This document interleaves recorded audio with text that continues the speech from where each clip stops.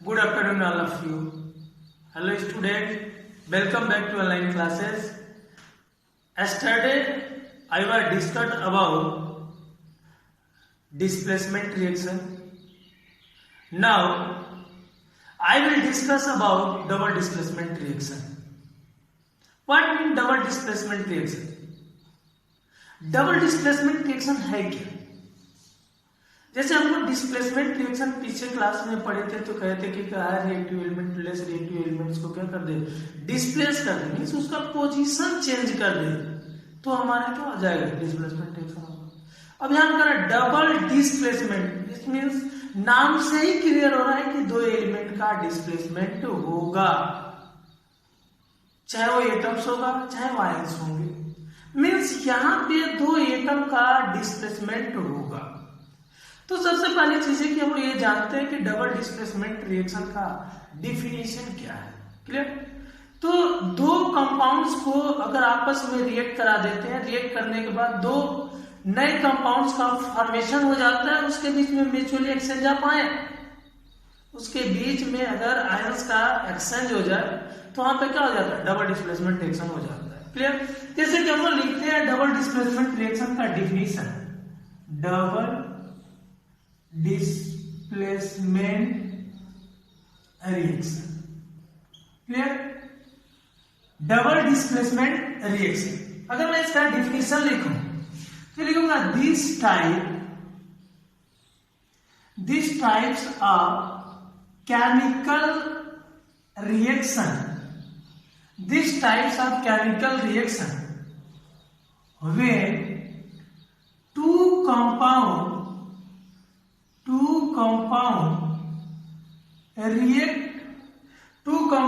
react with form two other compounds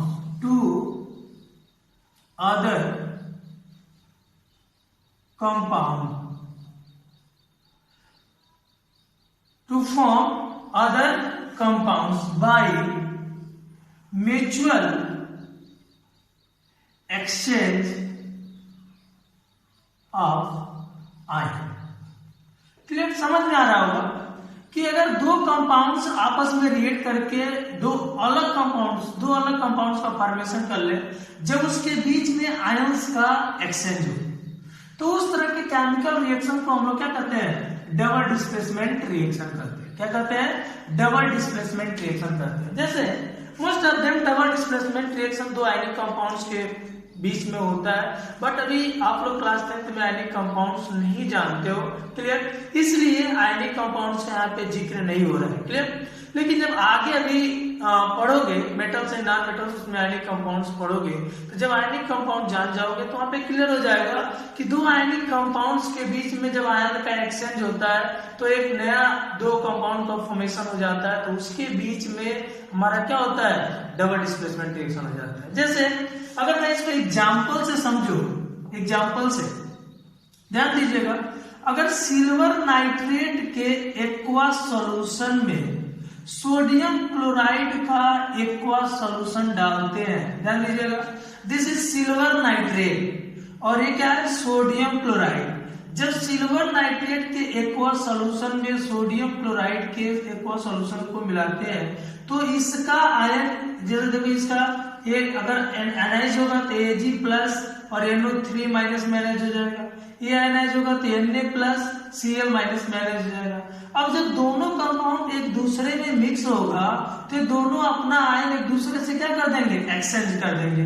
इसका cation इसके anion के साथ और इसका कटायन इसके एनायन के साथ, और जो नया कंपाउंड का फॉर्मेशन हो जाएगा वो हो जाएगा AgCl और यहाँ पे क्या बन जाएगा, सोडियम नाइट्रेट NaNO3। क्या बन जाएगा, NaNO3। क्लियर?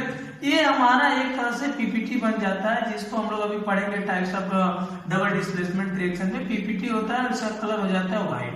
कैसा कलर हो जाता है, व्हाइट कलर हो जाता है। Clear?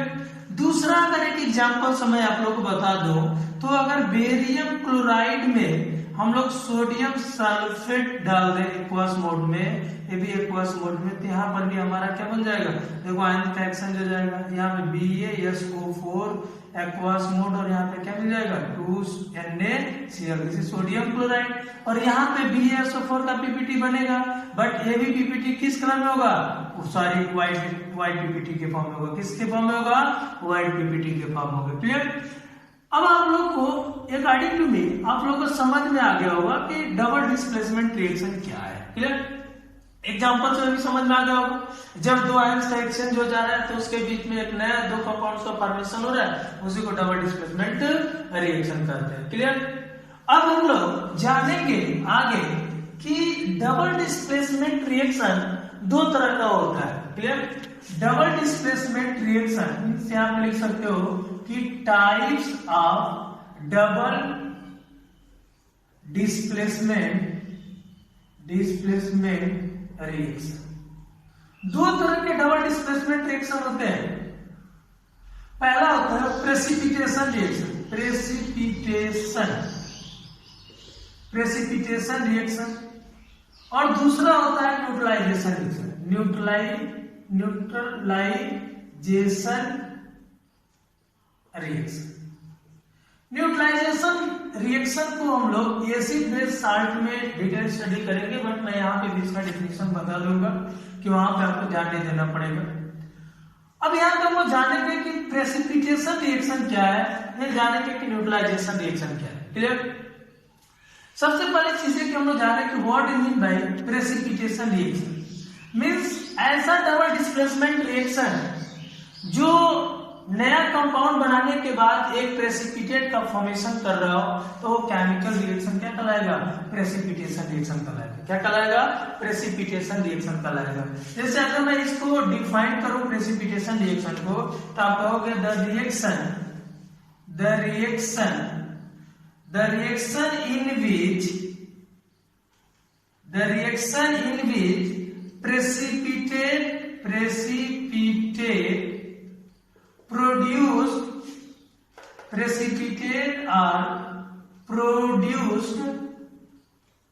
precipitate are produced are called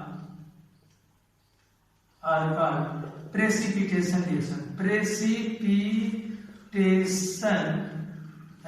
means ऐसा केमिकल रिएक्शन जो प्रेसिपिटेट प्रोड्यूस करे, और कॉल्ड क्या हो जाएगा, प्रेसिपिटेशन रिएक्शन। जैसे देख लें यहाँ पे प्रेसिपिटेशन रिएक्शन को हम लोग केमिस्ट्री में पीपीटी से रिप्रेजेंट करते हैं। मींस पीपीटी लिखते हैं, या अगर एरो के रास्ते देखते हैं तो ऐसे एरो रिप्रेजेंट किया जाता है। आप लोग सिंबॉलिक में पीछे क्लास में मैं बता चुका हूँ। क्लियर।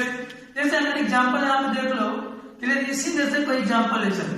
मान लो मैंने इसी को ले लिया कि अगर सिल्वर नाइट्रेट के सॉल्यूशन एक्वा सॉल्यूशन में सोडियम क्लोराइड डालते हैं एक्वास मोड में, तो यहाँ पे क्या होगा, AgCl बन जाएगा और NaNO3 अलग हो जाएगा। तो जो AgCl होगा एक तरह का व्हाइट पीपीटी हो जाएगा, व्हाइट पीपीटी होगा, प्रेसिपिटेट हो जाएगा। क्या बन जाएगा, व्हाइट पीपीटी हो जाएगा। क्लियर। हमें लग रहा है कि आप लोगों को क्लियरली समझ में आ गया होगा। क्लियर। प्रेसिपिटेशन रिएक्शन आप लोग क्लियर समझ में आ गया होगा। नेक्स्ट क्लासेस में हम लोग न्यूट्रलाइजेशन रिएक्शन समझेंगे। Thank you.